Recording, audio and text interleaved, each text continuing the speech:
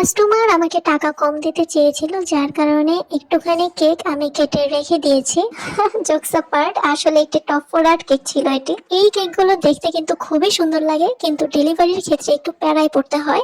মানে ডেলিভারির ক্ষেত্রে একটু টেনশনে থাকতে হয় যে এটা ঠিকঠাক ভাবে কাস্টমারের কাছে পৌঁছাবে কিনা। এই কেকটা ছিল 1 পাউন্ডের মধ্যে চকলেট ফ্লেভারের একটি কেক, কিন্তু এগুলো 1.5 পাউন্ডের হলে বেশি ভালো হয়। আমি এরপর থেকে 1.5 পাউন্ড কেকেরই অর্ডার নেব টপ ফোর আর্ট কেকের ক্ষেত্রে। তো যাই হোক, দেখতেই পাচ্ছেন কত ভয়ে ভয়ে আমি অন্য বোর্ডে কেকটাকে সেট করছি। খুবই সাবধানে কেকগুলো সেট করতে হয়, না হলে কিন্তু পড়ে যাওয়ার সম্ভাবনা থাকে। আর 1 পাউন্ড হওয়াতে কেকটা কিন্তু একটু চিকন হয়ে গিয়েছিল, তারপরেও খুব বেশি একটা সমস্যা হয়নি, ঠিকঠাক ভাবেই সেট করতে পেরেছি। সাধারণত এই কেকগুলো একটু ইউনিক ডিজাইনের হয়ে থাকে এবং আমার কাছে দেখতে কিন্তু খুবই ভালো লাগে। কেকের পিছন সাইডে আমি একটু ডিজাইন করে দেব, যেহেতু কেকটাকে দেখতে ফাঁকা ফাঁকা লাগছে।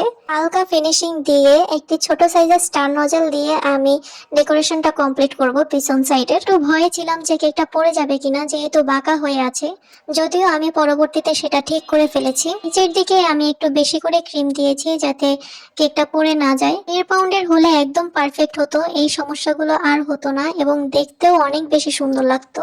আচ্ছা, এই কেকটা সম্পূর্ণই একটা কাস্টমাইজ ডিজাইনের কেক, সেই অনুযায়ী কেকটার প্রাইস একটু বেশি হবে, এটাই স্বাভাবিক, তাই না? এখন যদি আপনারা নর্মাল পাউন্ড কেকের প্রাইস অনুযায়ী কেকটা নিতে চান, তাহলে কি সেটা দেয়া পসিবল? আপনারাই বলেন। এখানে যতগুলো এডিবল বা নন এডিবল জিনিসপত্র ইউজ করা হয়েছে, সেগুলোর মূল্য আপনারা দিতে চান না। আচ্ছা, এই জিনিসগুলো কি কেউ আমাদেরকে ফ্রি ফ্রি এসে দিয়ে গিয়েছে? অথচ এগুলোর প্রাইসই বেশি।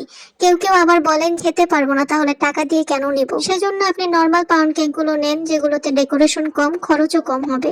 সুন্দর জিনিসটাও আপনারা চাইবেন, অথচ সেটার জন্য টাকা খরচ করতে পারবেন না। এই কেকটাকে দেখতে কিন্তু ভালোই লাগছিল। এটা ছিল একটি রিভিউ ভিডিও।